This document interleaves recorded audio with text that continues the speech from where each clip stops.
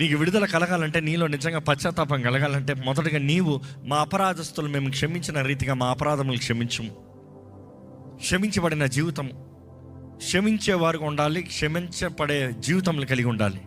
నా దుష్టత్వం నుండి విడుదల, నీ జీవితంలో దుష్టుడి కార్యాల నుండి విడుదల కలగాలి. నీ జీవితంలో అపవాది నీకు బంధించిన బంధకాల నుండి విడుదల కలగాలని ఆశపడుతున్నారా? నీలో చెడుతనాన్ని విడిచిపెడతానికి ఆశపడుతున్నారా?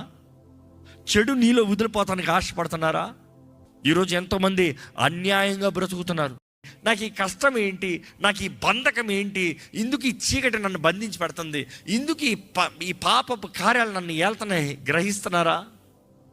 గ్రహించాలని దేవుడు నాకు తెలియజేస్తుంది.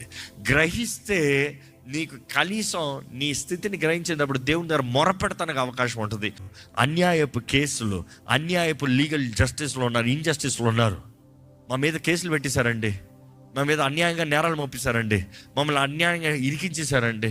మనుషుడు నిన్ను అన్యాయంగా తీర్పు తీర్చొచ్చేమో, కానీ దేవుడు అన్నాడు న్యాయం జరిగించే దేవుడు. ఆమేన్. పోరాడాలి, దేవుడు నిలబడతాడు. దేవుడు తారుమారు చేసే దేవుడు.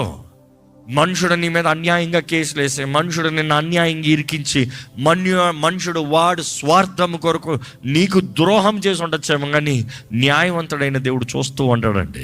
ఆయన ముందు తగ్గించుకుని ఆయన సహాయాన్ని అడిగితే, ఈరోజు మీ పైన ఏ ఆరోహణలు ఉన్నాయో, ఏ కేసులు ఉన్నాయో, ఏ నేరాలు ఉన్నాయో, కానీ దేవుడు మీ జీవితంలో విడుదల. Doing what is wrong, you stop doing it, but do what is right. నా లోపాన్ని చూపించి నువ్వు తప్పు, నువ్వు రాంగు, నువ్వు వేస్ట్, నువ్వు పనికిరావు, నువ్వు చేతకావు, నువ్వు నీ దగ్గర ఎవడు రాడు. కానీ దేవుడు నాకు తెలియజేస్తుంది, అలాంటి వారిని ఆదరించాలంట. అన్నాడు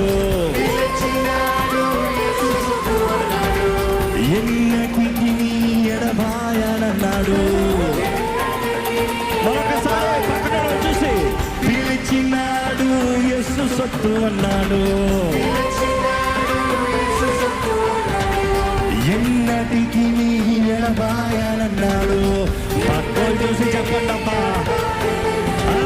పిలిచినాడు నీవు ఆయన సొత్తు అన్నాడు.